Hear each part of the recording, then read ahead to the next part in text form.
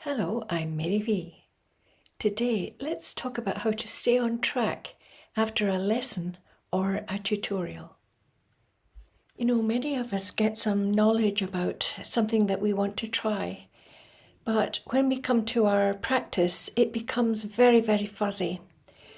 But there are certain techniques that you can use to keep your goal very, very clear.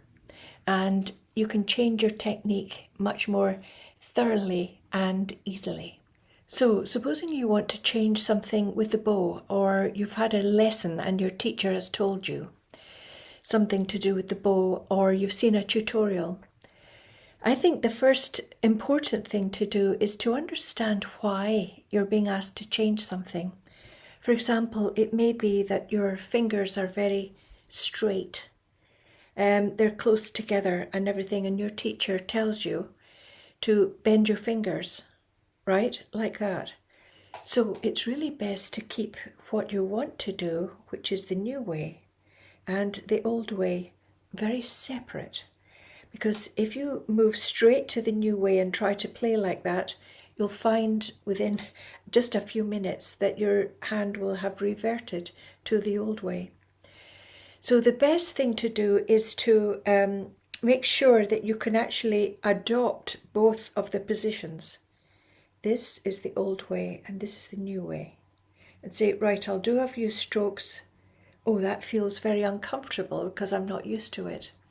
So I'll go back to what I was doing. Right, so that's what I normally do. And my teacher told me that my fingers are too rigid, they're too stiff, and they're too straight. So this is the new way. So again, I'm going to try that with a few strokes. Right, I'm getting a bit more used to it. Now I'll go back to my old way and I'll try bowing like that. Right, and then I'll stop and keep going back to my new way and then go back to the old way. Right, over and over. But make sure that you separate it just by a few seconds and with an acknowledgement in your mind. Right, this is my old way and this is my new way. And I can start to see why it's advantageous to change it, right? Because it is rather stiff. I don't have much control of the bow. And then this is my new way and I'll arrange my fingers like that and I'll try it. Now, this is a way of clearing in your mind what the new way is, what your goal actually is. Because with violin playing, it can get very fuzzy if you sort of just try one way like that, right, with no contrast. The mind needs to actually know what you're trying to aim for and why you're trying to do it. So, and that really applies to any change that you need to make. So on the violin, it's the same principle with the left hand.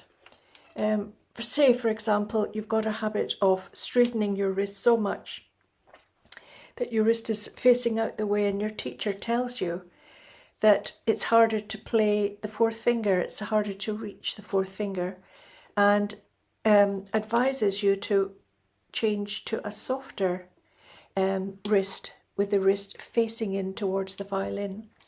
Now it's the same principle, so play a little bit the old way, right, and try the fourth finger and see how difficult it is to work. That's fine. Now try the wrist in and use the fourth finger. So it's the same thing. Keep going backwards and forwards between the old way and the new way and make a really big difference between those two, that they're very, very clearly different, and give your mind enough time to register what is actually happening, both with the old way and the new way. Because it's really the only way that you can sort of start to get used to it, but keep everything very, very simple and clear and divided between the old way and the new way. So just about everything in violin can be improved and worked on this way, by constantly reverting to what it was you were doing and then giving a go to what you want to do. And in the meantime, if you keep going backwards and forwards between these,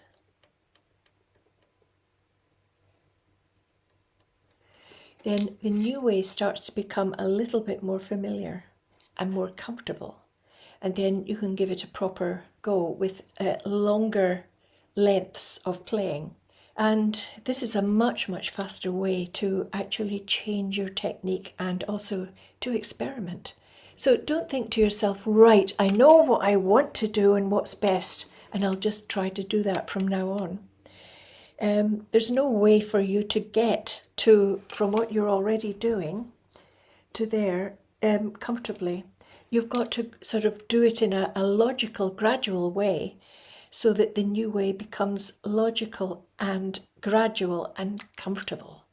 That's the issue about technique, that you've got to make it comfortable, and this is a really fast way to actually do that.